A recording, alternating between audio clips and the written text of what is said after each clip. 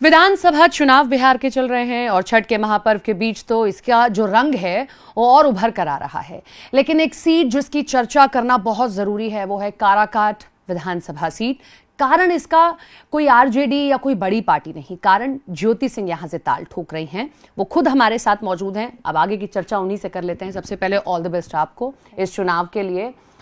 काराकाट को क्यों चुना आपने, मेरा सीधा सा सवाल आपसे। जी देखिए, लोकसभा चुनाव के बाद मैं लगभग 6 विधानसभा में कंटिन्यू बनी रही और मैंने देखा कि सारी मतलब जो और विधानसभा हैं उसमें ठीक मतलब फिर भी वो डेवलप है।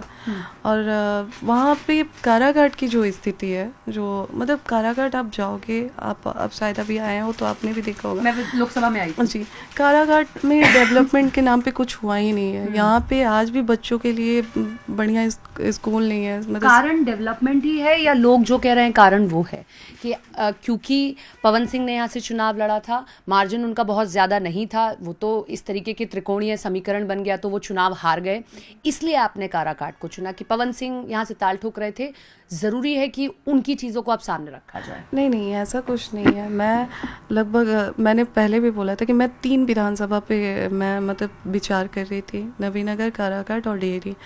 तो मैं चूँकि डेहरी भी मैं ऐसे भी आती थी तो मैं डेहरी में ही रुकती थी, तो मैंने देखा डेहरी में ऑलरेडी जो चीज़ें चाहिए वो अवेलेबल है, आपको इजीली मिल भी जाएंगे।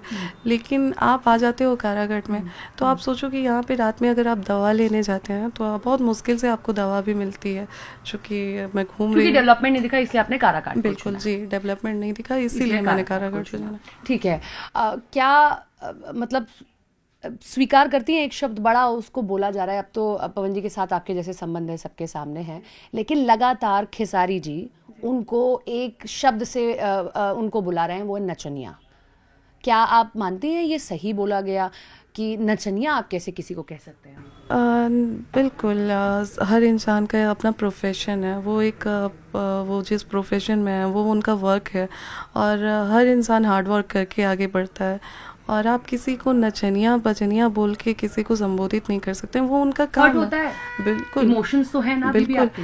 अरे आप देखिए वो उन्होंने आप इंडस्ट्री के लोगों को, इवन आप एक लोगों को नहीं, आप नचनिया बजनिया अगर बोल रहे हैं तो आप तमाम कलाकारों को नचनिया बजनिया बोल रहे हैं, जबकि आप उन्हीं के गाने सुनते हैं। आपको भीड़ चाहिए होगा तो आप उन्हीं को बुलाते हैं भीड़ इकट्ठा करने के लिए। आपको सारी चीज़ें जो आप चुनाव प्रचार करते हैं तो एक भारी भीड़ जो दिखाते हैं लोगों का, आप उन्हीं कलाकार को बुलाते हैं।